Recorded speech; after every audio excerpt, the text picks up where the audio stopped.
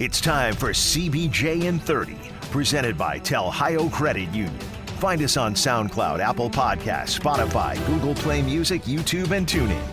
The easiest thing to do is tell Alexa or Siri to play CBJ in 30. Here's your host, Bob McElligott. Welcome to an Easter Monday mailbag edition of CBJ in 30, presented by Telhio Credit Union. I am going to answer your questions today. And also, I'm going to follow up on last Friday's podcast where I recapped the Blue Jackets series sweep over the Tampa Bay Lightning last year in the first round of the Stanley Cup playoffs. All four of those games were replayed last week and into the weekend on Fox Sports Ohio. I'm going to get some of your reactions to going back and watching that series a second time. I will get to all of that right after I tell you about my good friends over at Telhio Credit Union. You know, at Telhio Credit Union, they have basic services and they have expanded services. They basically have whatever you're looking for. Whatever it is that might help you with your money, there's a really good chance the folks at Telhio Credit Union can help to make things better for you. All you have to do is go to their website to find out at telhio.org. Surf through. It'll give you the benefits to belonging to a credit union. It'll tell you about all the services that they have. And sometimes even the most basic service has some kind of an advantage to it over having that service somewhere else. So just go there and look through the website, look through all of the different pages in the categories, because every one of your questions can be answered just by doing that. And if you get done doing all that and you say to yourself, you know what, I still have a question or two that didn't get answered. Bob, you're lying. It didn't answer all of my questions. Oh, well, hold on. Just go to the right side of the screen during business hours. There is a live chat option. You can click on that and somebody will get with you right away to answer whatever the other questions are that you may have. Telhio Credit Union is open to everyone in central and southwestern Ohio. They are federally insured by NCUA. Well, the questions, as I said, I'm going to hold off for just a little bit. I do have some, and I will answer those, but I want to go back to getting your reactions to rewatching that Blue Jackets Tampa series from last spring when the Blue Jackets not only shocked the hockey world, they shocked the sports world. They had one of the most surprising and impressive upsets in the history of sports. You had a Tampa Bay Lightning team who had easily won the President's Trophy for the best record during the NHL's regular season. They were one of the best regular season teams of all time. And as John Forsland said when I talked to him on Friday, John Forsland is the voice of the Carolina Hurricanes, and he also calls games for the NHL on NBC. And John said he felt that Tampa was cocky. And they were. And they should have been cocky, quite frankly. When you walk through the regular season and you have problems with nobody like they did, and you're taking on a team that is a star-studded team. After the trade deadline, they were even more of a star-studded team. But they just squeaked their way into the playoffs. They were the number 8 seed. You're the number 1. You've been the number 1. You have been an undisputed number 1 all season long. Now you're going to take on this team that basically barely made it into the playoffs, even with all the stars that they had. How could you not feel like you had the advantage no matter what? And when you get up 3-0 in game 1, you really feel like that. Now you are really confident / cocky. And then you lose that game. And then you feel like, well, we have another one here at home. We'll fix that. We'll go 1-1 at home. And then you lose again. And then you go on the road and you feel like, okay, this team had a 2-0 lead over Washington just a year ago and they blew it. They lost 4 straight and they were out. We're going to do the same thing to them. Then you lose again. And then you get into game 4, you're down, you tie it, you give up the lead, and then you wind up giving up 3 empty net goals at the end. And on paper, you get beat by a big margin, but in all honesty, you just got outplayed again. And you were swept in the series, and you don't know what to do with yourself. That's what the Tampa Bay Lightning was like last year. So as you went back and you rewatched those games, my questions to you, first of all, how did I want to make sure that I say it the way that I worded it when I sent out a tweet yesterday afternoon, because I don't want to have the wrong information here. I said, if you rewatch the Blue Jackets knock off the Lightning in last year's Stanley Cup playoffs, what were you reminded of that you had forgotten, and what did you notice this time around that you missed the first time around? So those were the 2 questions that I asked. Now, there was one subject that was very heavy in your answers, and the subject was Josh Anderson. It was about Josh Anderson's play in that series. And I'm going to go through a couple of these comments for you, and then I'll comment on it in reply to all this. Ryan Santilli. Didn't miss it the first time, but Andy was an absolute force during that series. There's no doubt about it. He was. He was very noticeable. He was a part of everything that happened in that series against the Tampa Bay Lightning. Mark Correll II, how dominant with capital letters Andy was, and how excited Brandon Dubinsky and Nick Foligno were after the handshakes. Michael Ziegler, Josh Anderson, he was disruptive over the entire 4-game season. No question. As I said, Josh Anderson was the theme of it. David Bost, just how much of a beast Josh Anderson was when he was healthy. He needs to be a part of the long-term. He needs to be a part of the long-term core. That speed and his ability to disrupt play was unreal. And James Coleman. I remember Nick Foligno's eyes at the end of Game 3, and Josh Anderson needs to be a Blue Jacket for years to come. So I think that's all the comments I had about Josh Anderson. And they are all true. Every single one of them is true. He was a beast in that series. This year, he's going into the final year of his contract. And whether or not he was ever 100% healthy is up for debate.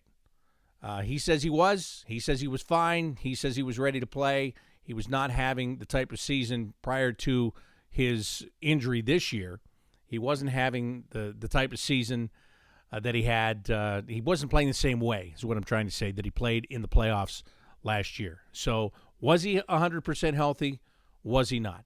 But after he got into that fight in Ottawa and he got hurt a second time, that basically it ended his season. He wound up getting surgery. He had 27 goals last year. This year he had a mere 1 goal. And now there's question with Josh Anderson. At the trade deadline, his name came up a lot. A lot of the what's the word that I'm looking for here? The guys that are the rumor mill guys, the guys that are connected, the guys that are I'm still can't the Elliot Friedmans and the Darren Dragers and the Pierre LeBruns and Bob McKenzie's and all of those guys that are really on the cutting edge of what's going on in the league. All of them talked about Josh Anderson, and could Josh Anderson possibly be dealt by the Blue Jackets? Of course, with the injury, it didn't happen, and then there was also the speculation, could the Blue Jackets get the return that they're looking for now, or would they be better off to get that return in the summer before or at the draft? Now, of course, the draft is on hold till who knows when. A lot of the dynamics have changed in the NHL. The season is paused. The draft has been postponed. When's that going to happen? When's free agency going to happen? Are we going to finish the rest of the regular season? Are they going to play the Stanley Cup playoffs? So many questions. Again, it's all the questions and not really any answers right now. So the Josh Anderson situation gets put on the back burner, just like everything else. But I got a text from a friend of mine the other day, and this was on Friday, and he said, watching Josh Anderson play in last year's playoffs, I don't want to trade him. And my question back was, have you seen him play like that since? And he said, nope, I still think that he was hurt. And again, as I said, that very well could be. And he went on to say, I still think that he can contribute. And my response was, he can. The question is, will he? And the reason I say that is, and I don't even know the answer to this question. I've not talked with Josh Anderson about it. Again, you go by what you hear from those big-name guys around the league. Is Josh Anderson willing to take – look, he's a restricted free agent, but he's only got 1 year left. And we've seen this written in our own market about the contract situation for Josh Anderson. Are they willing to give him a big money long-term deal? Is he willing to take a 1 year deal and gamble on himself? Is the team willing to do that because he would be an unrestricted free agent? If that happens, there's so many things. So when I say he can, but will he, where is he at mentally? Does he want to be a part of this group for a long time? Does he want to test the water somewhere else? Or who knows? Who knows? And again, with him not being around for months and months, you can't even, ask the question. And look, I hope he wants to be here for a long time. I do. I think he's a look, everybody just said it. Everybody just said it. When he is on top of his game, he is a premier player. He is a power forward in the NHL. He has the things that so many people don't have. He has the size. He has power. He has speed. There are so many things that he can do when he is healthy, and so many things that he can do when he puts his mind to it. And it's going to be one of the biggest questions of the offseason. Will the Blue Jackets be able to lock him up? Will they be willing to lock him up? Will the price they want to lock him up to be agreeable to him? And if not, will they trade him, and what can they get for him in return? It's going to be fascinating to watch that, quite frankly. And again, as I said, I hope he wants to be here. He fits in well with these guys. There's no question about that. And when he's playing, as you all have just said, watching him play at the peak of his game last year, he is a very special player. And that's why I think that there will be a demand if it comes down to the fact that they happen to be, looking to shop him. I think that there should be a pretty good return. There should be a really good return for a guy like that. Now, with the injuries and all that, we'll have to see how it all shakes out. But again, I hope that when it's all said and done, they come to an agreement where he gets what he thinks is a good raise to stay here for a long period of time and be here with the likes of Seth Jones and the Zach Werenskis and the Cam Atkinsons and, all these guys that the Blue Jackets have put together as a core that they want to build on and build with. So but Josh Anderson, that was the number one theme of going back and watching that playoff series from last year. No doubt about that. Let's go through a couple of other reactions. Shane says, I'd completely forgotten about David Savard's goal in Game 1 and Cam Atkinson's disallowed goal in Game 4. Yeah, that's an easily forgettable one, right? Especially when you wind up with 7 in that final game, to forget about the one that Cam had that was disallowed. And I don't know how you could forget about that David Savard goal. I really don't. That was a huge goal. Jody Shelley and I talked about that just the other day. David Lytle says, I'd forgotten about David Savard breaking Victor Hedman's ankle before going top shelf. Yeah, he just toe dragged right around him. And, Victor Hedman then disappeared from that series, and he was done. He was injured, not because of that, but he never returned, and that was a big blow to the Tampa Bay Lightning as well. What else here? Tim Bittner says, it made me realize that the future is bright for the team. Oliver Bjorkstrand, Alexander Texier, Seth Jones, Zach Werenski, along with the veterans, and then figure in the new guys from this year. The next couple of seasons are going to be a fun ride. Texier was money in that series and is going to be a stud. Leonard Farrell says, I forgot how well Texier played for a guy who had literally played only a few games on North American rinks, and he did. He looked like he was not a veteran, but he looked like he'd played more than just 2 regular season games before getting into the Stanley Cup playoffs. And that injury that he suffered this year fairly early and being out and still being out, that was a big blow to the Blue Jackets for a guy that has offensive upside and a team that needs goals, and it will be a good sight to get him back into the lineup whenever that may be. Glenn Barker says, their awesome defensive play during the last 10 minutes. Tampa Bay was so frustrated. Melissa O'Toole said, I forgot how dominating that they were in that series. They played really well as a team, anticipating plays and just smothering the Lightning. They did. That's the word, smother. They just never let them come up for air. Joseph D. says, I forgot how money the power play was. I worked through games number 1 and 2, and then, what's it say? I worked through games 1 and 2, had the score to game 2 wrong.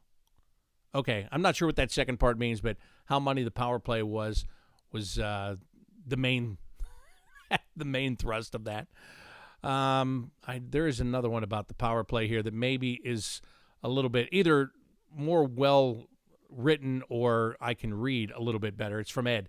I didn't remember how dominant our power play was. It may have been our best ever in a 4-game span. And in retrospect, I gained a greater appreciation for many individual plays, passes, and moves that didn't strike me as being so important when watching in real time. That is a very fair and accurate breakdown, Ed. And that's what happens. I think that's what happens when you watch a game or you watch a series and you know what the outcome is going to be. I think you watch it a little bit differently where you don't have to worry about how it's going to end, right? You're not sitting on the edge of your seat. you know they're going to win the game. So now you can sit back and watch some of the finer points. Or maybe you were at the game and there was something that you didn't see, but now you're watching it again on a screen and you do see it. The same reason that coaches watch video when games are over. Coaches and scouts, they watch video and they watch it live. Well, the coaches, they don't get to see the whole thing live. They're on the bench. They can't see anything to their left or their right in the corners. So they pretty much have to watch it just to see what the heck actually happened in much of that game. So I think that's what you get from going back and watching a game. Now, that being said, look, the only option right now is to watch sporting events that have already taken place. And I struggle with that because I don't like to know what the outcome is. It really takes something away from it. Now, in this case, you can go back and you can appreciate it, right? We're talking about going back and seeing the fine points of what went on and all of that stuff. So that's a little bit different because you are breaking it down similar to what a coach does after the game. You're just enjoying yourself. You want to go back and you want to grasp that feeling again, right? You want to go back and you want to feel that same way again. You want to say, I was there, I was in that crowd, and I can feel that energy right now through my TV. I can still feel it. It's like I was still sitting in that seat right behind the goal when that puck went in the net and all that stuff. In fact, somebody said that to me here. Bob Mays says, I was at the game behind the goalie on the end away from the cannon. Not once did I hear the cannon. Nationwide was that loud. Yes, absolutely. So that's why you're watching that.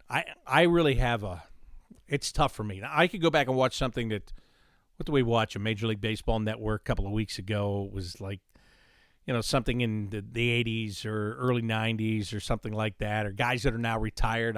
I don't mind that. But yesterday, the Masters, last year's Masters was on. And even though Tiger was doing a chat with Jim Nantz and they were, going over, what were you thinking on this shot and on this approach and this and that, I knew Tiger was going to win. Now, I didn't watch every single second of the last round last year, so there were still some things I was seeing, like, he'd get into some tough lies, and, I'd watch him. If it was me, I would be like, okay, well, I got to keep the shot low to keep it underneath the branch of that pine tree, and he just goes right up over the branch and fades it right in toward the hole. So that was impressive. But all in all, it's tough for me to go back and watch something that what was on yesterday on NBC. Was it Game 7? I think it was. Boston, Vancouver, when they played each other in the Stanley Cup final. I just couldn't do it. I just couldn't do it. But again, these are different situations because you're trying to grab that feeling once again. There was one more of these comments that I wanted to read, and because I thought it made really good sense. Kevin Knight said, Riley Nash was pretty forgettable in the regular season, but he was fantastic in the first round. Absolutely true. And he was fantastic before he got hurt in the second round as well.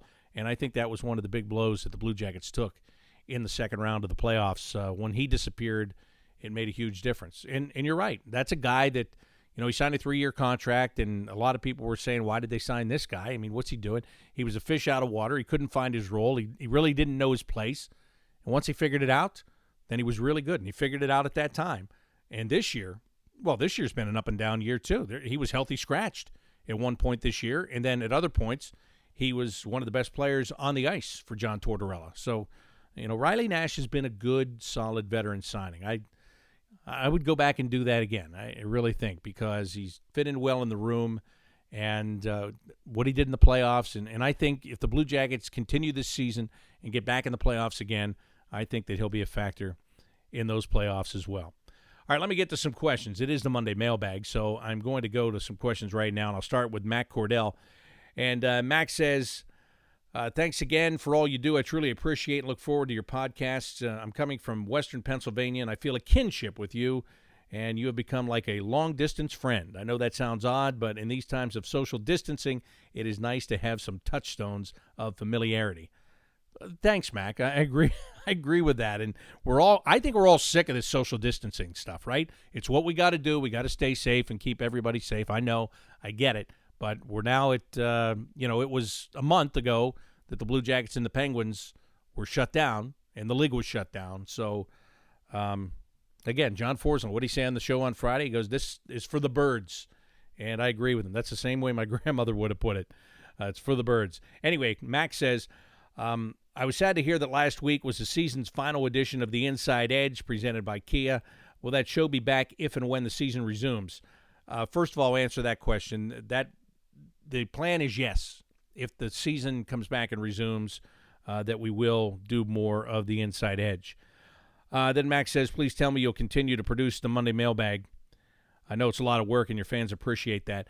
It is, and I do plan on doing it, and, it does get tougher every week with no games and nothing going on and all that stuff, but, like this, talking about the Tampa series is great today, and, as long as you keep bringing stuff to me, as long as we keep coming up with stuff together, then it's not a problem at all, because it's good to have that feedback back and forth. But anyway, Mac also says, what did you think of Bill Zito and Jarmo Kekalainen's playoff idea to have games for the Cup and for draft order? What are your thoughts on how the season should resume? All right, so when we had Bill Zito on the Inside Edge last week, he said that Jarmo had an idea where everybody gets into a tournament, and then when you lose, you drop into a bracket where you play for the first overall pick. So if you continue to win your series, whether it's a one game or whether it's a best of 3, best of 5, whatever, if you win, you continue to play for the Stanley Cup. If you lose, you fall into this first-round draft pick bracket. I'm not going to call it a loser's bracket because you could still be the winner. That's a great idea on paper. I think it would generate a lot of enthusiasm and a lot of excitement, but here's where the problem lies with that, in my opinion. To tell the Detroit Red Wings, who had just a dismal season, that they have no chance of getting the first overall pick, and I shouldn't say no chance, but now they would have to win that whole thing. Ottawa Senators, same thing. Now you would have to win that entire bracket. And do you understand how this works here? So if you're one of those teams, you're already going to have the best chances of getting the number 1 pick in the lottery, okay? Now if you have to play, and let's say Detroit plays and they lose their first game, and Ottawa plays and they lose their first game, now you're going to have teams, let's say the Blue Jackets, what if they lose and they drop into that? Well, they were a much better team than Detroit was this year. They're a better team than Ottawa was this year. Now, all of a sudden, if you're one of those teams, you have to beat a Blue Jackets team. You have to beat a Carolina Hurricanes team. You have to beat let's say Pittsburgh got knocked out on the way, and now you have to beat them to get the first-round pick. That's where I could see those general managers, I could see them saying, whoa. No, that's not fair. That's not fair. We deserve to have the best opportunity to get the first-round pick. That's what we're doing here. We're rebuilding, and to take that opportunity away from us is not really fair. I could understand that. I could see it. It wouldn't be a surprise. Now, on the flip side, you could say, listen, here's the way the playoffs have worked. The 16 teams that are in are not in the draft lottery, but the 14 teams that are out are in the draft lottery. But now, if you're seeded number 1, you have a heck of a lot better chance. Or, if you had the worst record, you have a better chance of getting number 1 than the team that just barely missed the playoffs. And I understand that. But I could see a lot of pushback on that idea. I think it's a terrific idea. I think it would be a made-for-TV spectacle. I think you would have 2 different brackets going that would have interest for fans. Because, look, let's just use the Blue Jackets as an example. You get knocked out. Let's say you win a round, you win 2 rounds, and you get knocked out. You have a chance to then get the first-round pick if you can win the other bracket. And could you imagine what adding a player of that talent would be like if you could do it?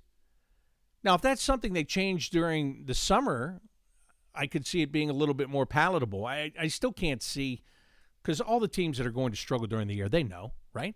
They know. So I still, it would still be a tough sell is what I'm trying to say. But I just think this year when everybody's played, 65 to 70 games, you don't know if you're going to get to play regular season games if they resume. They want to play regular season games. I think it'll depend when they are able to come back and how much time there actually is and all that stuff. So I could just see, Detroit, Ottawa, those kind of teams, they jump out to me where, if I'm Steve Yzerman, I'm saying, look, are you kidding me? We're trying to rebuild here, and we have a really good chance of getting the number 1 pick, and now you're going to put us into a tournament where we might end up having to play Boston or Washington or Pittsburgh or Philadelphia or anybody, because eventually the Western teams get involved too, right? I just think that's going to be a hard sell. Again, fantastic idea. I think it could generate great interest. I think it could generate money, depending upon how everything shakes out. I just personally think it's going to be a hard sell towards some of those general managers that know that they've got a really good chance of getting that number one pick based on the number of ping pong balls that they are going to have in the lottery draft. That's what I think. And as far as how and when the NHL should resume, look, there are people smarter than me that are going to make those decisions. You know, right now, the conversation is just about trying to get the country going again. And this is where sports is very important. To me, sports is important to our culture. And I'm not saying that just because I work in sports. I think from a morale standpoint, I think it's important. I think it's important that you're able to turn on the TV and watch your favorite team play and get some of that passion and that anxiety and that zip back in your life. I think it's the same is true to turn it on the radio. Obviously, I really think that. I think that's number one personally, but that's just me. Just to have it there again. Because I don't know if you'll agree with me or not, but I always thought that sports transcends everything. I always thought that it would be there. I mean, a month ago, I was shocked. First of all, I was shocked to find out that we were going to play a game in front of no people. And then I was extremely shocked. Well, after the NBA canceled the night before, not so shocked. But who ever thought that this could all stop? Who ever thought that all sports could stop and the world would come still? Raise your hand if you thought that. I see 0 hands. So I just think it's important. I think it's important for our morale. It's got to be safe, right? We've got to do what's right, and then we've got to get back to work, and we've got to get things back to some kind of order. It's going to be a slow process. I get it. I understand. But I think sports is very important. But it's going to be low on the priority list, especially when it comes to crowds. Like, when's that going to come back? Are we going to have to start? As I said, I was shocked to find out we would have to play games in front of no people. Now I would take that in a heartbeat. I mean, that would be, just to come back would be fantastic. People or no people. And that doesn't mean I don't want you there. I do. The beauty of playoff hockey is the crowds. Everything you just saw when you rewatched that series from last year. That comment that I read to you. Couldn't hear the cannon from one side of the building to the other. That's how loud the building was. That's what it's all about. But it might not be like that for a while. Who knows? I hope it is. But it's all changed so rapidly, and we don't know. I think it's important for it to come back. You know, personally, this is how I feel about it. I think that I think you want to turn on the TV and watch a baseball game. I think you want to turn on the TV and you want to watch a hockey game. You want to watch a basketball game. You can have all this stuff going on at one time, too, by the way, which is, I know it's normal at this time of year, but it would all have a added emphasis, as we all know. So how are they going to do it? Where are they going to do it? Will it be in the cities? And that's going to be touch and go because there are some cities that are affected so much more than others. Is there going to be neutral sites? I don't have those answers. If I had those answers, I would make a lot of money because if I had the answers, I would call the league office and make their jobs easy. But those are going to be hard decisions, and they've got to be the right decisions, and I'm sure they will be the right decisions for every one of the sports. So I hope that answers the questions that were asked there. I think it does. I think I covered it completely. So, Mac, thank you for all of that. I appreciate that. Again, I'll do this for you next week, so keep your questions coming. And they really don't have to be hockey-specific questions. I mean, it's great and all that, and I get it. But if there's something else you're curious about, how something works or how whatever, maybe there's somebody that you want to know what they do, how something works behind the scenes, radio, TV, team-wise, doesn't matter. You know, anything like that. If I don't have the answer, look, you have a week to email me the question at bobbymac@bluejackets.com, BOBBYMAC @bluejackets.com. Email it to me, record it as a voice memo, and send it to me there. You can send it to me on Twitter @BobbyMacSports. You have a week to do that. And if you do it early, if I don't know the answer, which most times I do, but if I don't know the answer, that gives me time to actually go to the people that know the answer and get it for you and give you the right information next Monday. So I just want to throw that out there. And if it's off-the-wall questions or something fun, I mean, good Lord, let's have fun. Let's have fun here. I think, again, we are past Easter. We are in the middle of April. We are many weeks into this. Hopefully there's a light at the end of the tunnel. So, if you want to lighten it up, that's fine. I have no problem with that whatsoever. As I mentioned, there is no Inside Edge. That show is done until perhaps such time as the season resumes. I will have a podcast for you coming up on Friday. Right now, the plan is to continue to go Monday and Friday with CBJ and 30. And Jody Shelley and I will continue to do our Blue Jackets drop-in. If you haven't seen those, at bluejackets.com and on the Blue Jackets YouTube channel and on the Facebook page. Check those out. Last week we had Elvis Merzlikins showing us his painting, actually a drawing that he's going to turn into a painting, which was pretty cool. This week we're going to get Alexander Wenberg, who maybe you've seen him on Instagram. He's a singing superstar. He's playing the guitar. So we're going to check in with Alexander Wenberg. He's over in Sweden.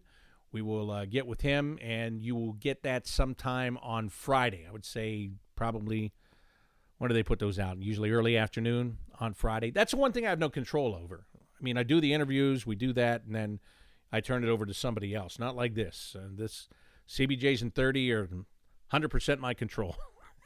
And I'm a control freak, so I love that. But, no, those guys, the guys in our video department, Andy Hookman, specifically does a good job of putting those together, putting the dressing on those interviews that Jody Shelley and I do. So, again, Alexander Wenberg is coming up this week. So don't forget, send me your questions, whether as a voice memo or whether you're typing it out. Email bobbymac@bluejackets.com or on Twitter @BobbyMacSports. That's going to wrap up this Easter Monday mailbag edition of CBJ and 30 presented by Tel Ohio Credit Union. Until next time, I'm Bob McElligott saying so long.